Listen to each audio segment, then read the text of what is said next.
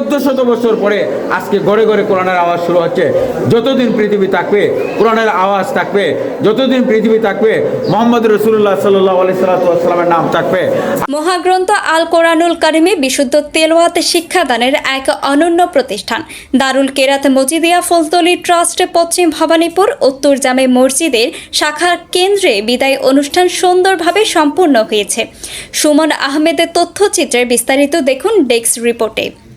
প্রতি বছর রমাদান মাসে প্রায় 2 সহস্রাধিক শাখা কেন্দ্রের মাধ্যমে কয়েক লাখ শিক্ষার্থী পবিত্র কোরআন মসজিদের বিশুদ্ধ তেলাওয়াত শিক্ষা লাভের সুবর্ণ সুযোগে পেয়ে থাকে।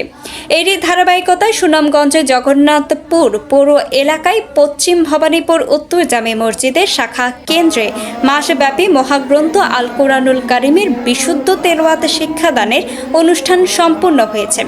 আজ 17 মার্চ 27 রমাদান মঙ্গলবার বিকেলে পশ্চিম ভবানীপুর সরকারি প্রাথমিক বিদ্যালয় ভবনে বিদায় অনুষ্ঠানে আলহাজ আব্দুল হাশেমের সভাপতিত্বে আফাজুল হোসেনের পরিচালনায় প্রধান অতিথি বক্তব্য দেন মাওলানা নিজাম উদ্দিন জালালি।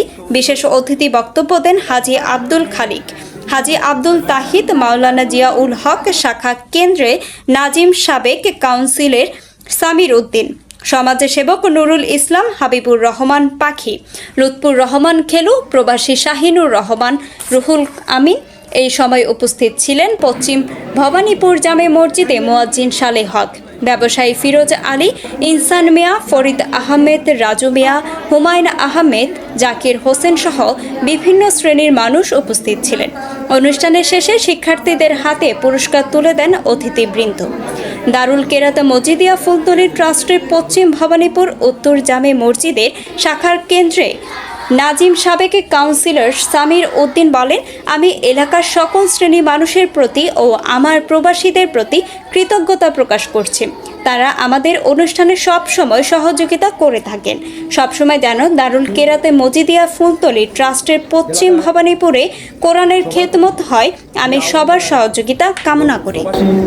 সবার প্রতি যাতে আমাদের দারুল কেরাত মজিদিয়া ফুলতলি ট্রাস্টের শাখা কেন্দ্র যতদিন এই দুনিয়া থাকবে ততদিন যাতে চালু থাকে আল্লাহর কাছে কামনা করি এবং সবার প্রতি আমার অনুরোধ থাকবো যাতে প্রত্যেকটা বছর এই কেন্দ্র যেভাবে চলতেছে ওভাবে চলতে পারে।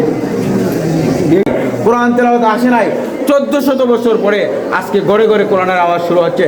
যতদিন পৃথিবী থাকবে কোরআনের আওয়াজ থাকবে, যতদিন পৃথিবী থাকবে মোহাম্মদ রাসূলুল্লাহ সাল্লাল্লাহু আলাইহি ওয়াসাল্লামের নাম থাকবে, আর যতদিন পৃথিবী থাকবে মানুষ আবু জাহেল, আবুল আহাব, উতবা সাহেবের নাম এই পৃথিবীতে ঘৃণা করে স্মরণ করবে।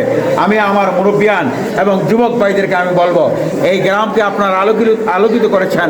কোনো অবস্থায় কোনো মতপার্থক্যের জন্য, কোনো নেতৃত্বের কারণে যেন কোরআনের আওয়াজকে এই এলাকায় বন্দনা হয়, আপনাদের উন্নয়ন যেন এলাকার বন্দনা হয়, সে আশা সে দাবি রাখি আমার বক্তব্য এখানে শেষ করছি।